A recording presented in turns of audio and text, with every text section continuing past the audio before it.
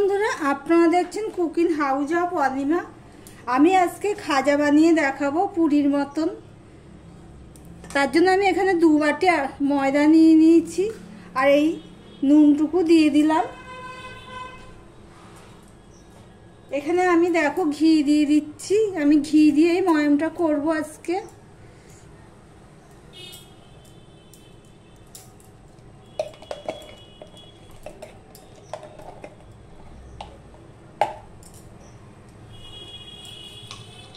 এক চামচ উঁচু উঁচু ঘি দিয়ে দিলাম আর একটু ঘি দিয়ে দিলাম।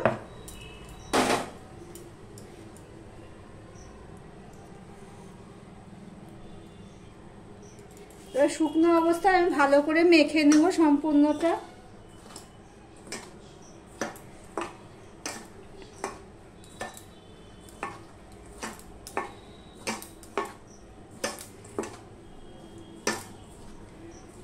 এবারে ময়মটা ঠিক হয়েছে নাকি সেটা দেখার জন্য আমি এইভাবে মুট করে নেব।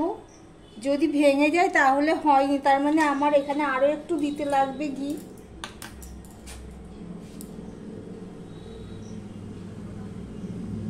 আর একটু ঘি দিয়ে দিলাম আমি।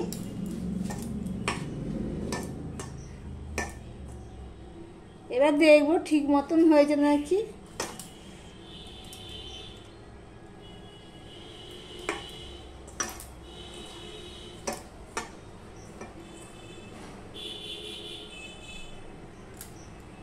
দেখো এবার দলা পেকে গেছে, তার মানে হয়েছে ময়মটা দেওয়া। এবারে অল্প অল্প জল দিয়ে আমি একটা ডো বানিয়ে নেব।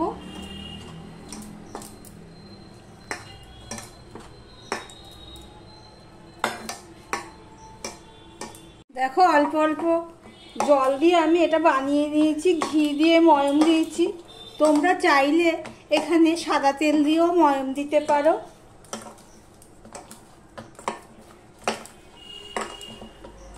আর পরিমাণটা কম বেশি করে নিতে পারো। এবার আমি এটা 15-20 মিনিটের জন্য রেস্টে রেখে দিলাম। আমি একটা চিনির শিরা বানিয়ে নেব। তার জন্য আমি এখানে 1 বাটি চিনি নিয়েছি।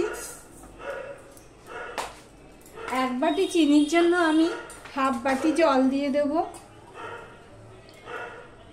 1/2 বাটি জল দিয়ে দিলাম। একটা শিরা বানিয়ে নেব। দেখো চিনির শিরাটা হয়ে গেছে। দেখে নেবে একতার হয়েছে কিনা। আমি দেখে নিয়েছি একতার হয়েছে। চিনির শিরাটা এবার অফ করে দিলাম। আমি রেস্টে রেখে দিয়েছিলাম, তারপরে আমি এটা আবার একটু মেখে নিয়ে আমি লেচি করে নিয়েছি। এবার আমি এটা বেলে নেব।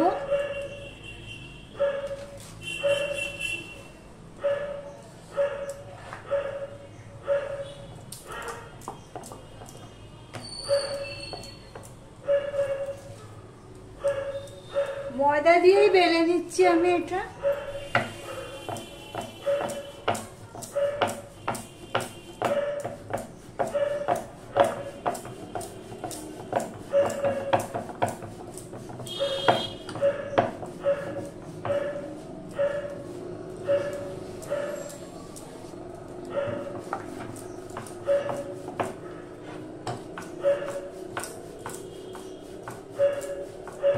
পাতলা করেই বেলতে হবে।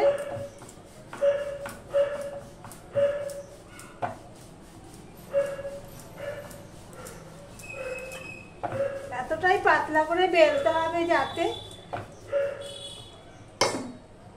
দেখো তোমাদের দেখাচ্ছি এরকম হাত দেখা যায়, সেইভাবে পাতলা করে বেলে নিতে হবে। এইভাবে আমি বাকিগুলোও বেলে নিই। দেখো 5টা আমি বেলে নিয়েছি, থালার মধ্যে রেখে দিয়েছি। আর এখানে একটা রেখেছি।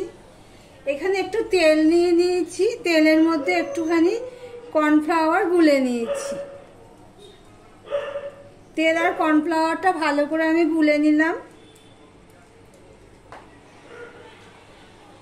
এবারে এইভাবে দিয়ে দেব।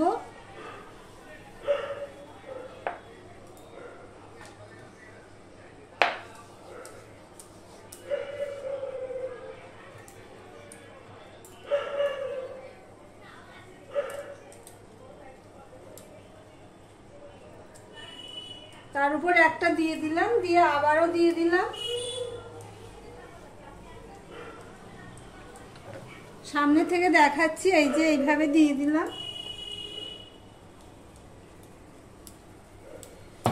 দিয়ে আমি আবারও একটা দিয়ে দেবো। টোটাল আমি 5টা বেলে নিয়েছি রুটি।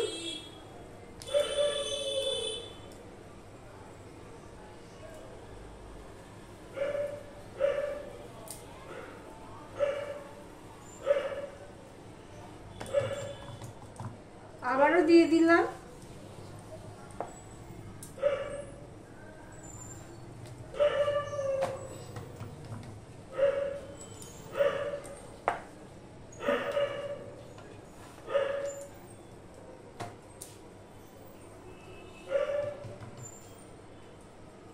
একবারে দেখো মাপে মাপেই হয়ে গেছে।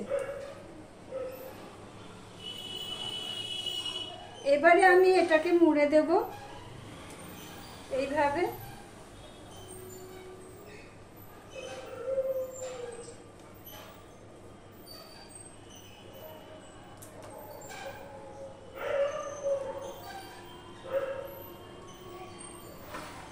দেখো এইভাবে মুড়ে দিলাম। দিয়ে এবার আমি কেটে নেব।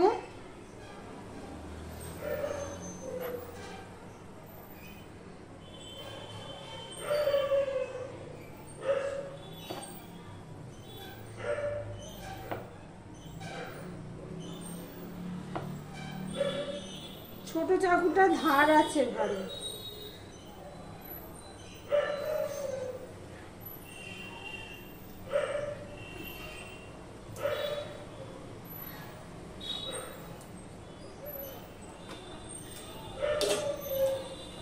দেখো এইভাবে আমি কেটে নিয়েছি।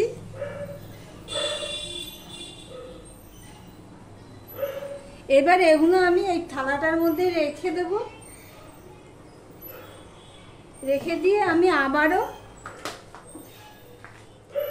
অল্প অল্প করে, বেশি চাপ দেবো না, একটু এরকম করে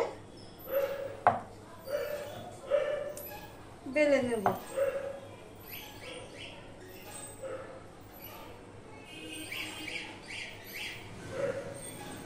এ দেখো ভিতরটা ঠিক কেমন হয়েছে, ভাজ ভাজ।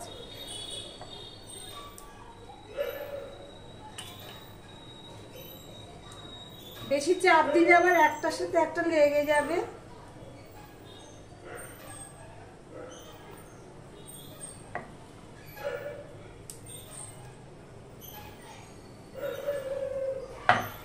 এইভাবে আমি সবগুলো বেলে নিচ্ছি। কড়াই বসিয়ে দিয়েছি, তেলটা গরম হয়ে গেছে। আর এখানে আমি খাজাগুলো সব রেডি করে নিয়েছি। এই দেখো কেমন ভাজ ভাজ হয়েছে, দেখেছো? এবার এগুলো আমি ভেজে নেব।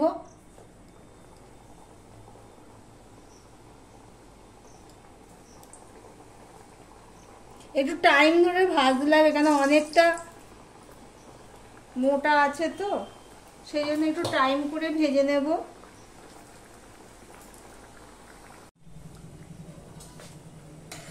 দেখো 3টে প্রথমে দিয়েছিলাম, ওই 3টে ভাজা হয়ে গেছে। একটুখানি সময় করে নিয়ে ভাজতে হবে, সময় ধরে, কেননা ভিতরে অনেকটা পলক রয়েছে, সেগুলোও তো ভিতরে একটু মচমচে হতে লাগবে। এই প্রথমে 3টে হয়ে গেছে।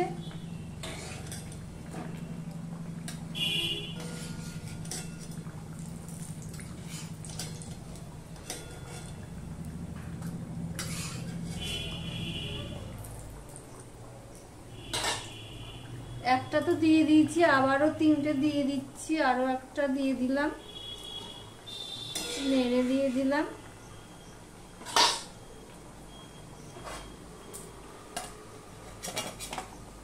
এই দেখো এইভাবে সমস্তটা আমি ভেজে নেব।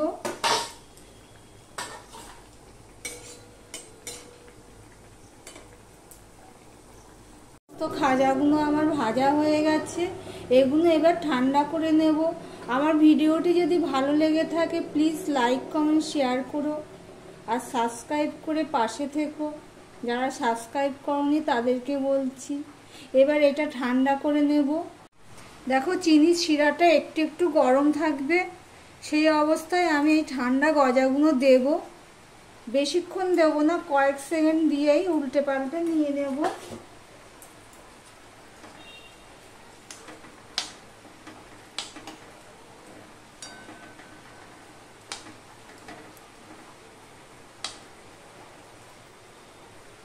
সাইডে করে নিলাম, নিয়ে আবারও দুটো দিয়ে দিলাম।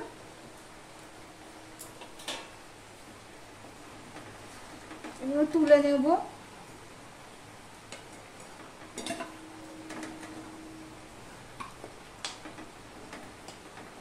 চিনির শিরাটা কিন্তু একটু ঘন হতে হবে, এক তার যাতে হয় সেইভাবে, সেটা দেখানো হয়নি তোমাদেরকে।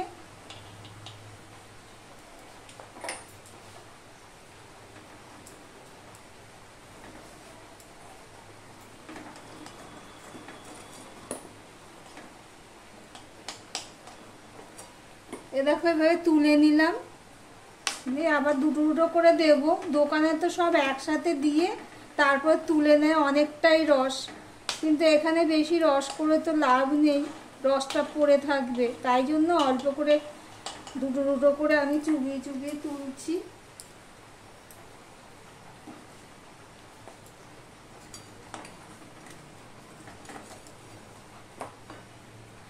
কেমন হয়েছে আমার খাজাগুলো কমেন্ট করে জানিও। আর যারা ভিডিওটি দেখছো লাইক করোনি, চটপট একটা লাইক করে দিও। আর যারা সাবস্ক্রাইব করোনি তাদেরকে অনুরোধ করব চ্যানেলটি একটু সাবস্ক্রাইব করে দেওয়ার জন্য।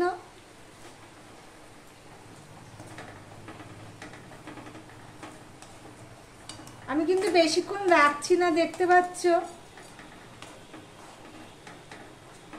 তাও রস থেকে যাবে। রসটা কিন্তু বেশ ঘন হয়েছে, কিন্তু একটু হলুদ দিয়ে দিয়েছিলাম আর এলাচ দিয়ে দিয়েছিলাম, সেটা তোমাদেরকে আর ভিডিও করে দেখানো হয়নি। হলুদটা দিয়েছি কালারটা সুন্দর আসার জন্য।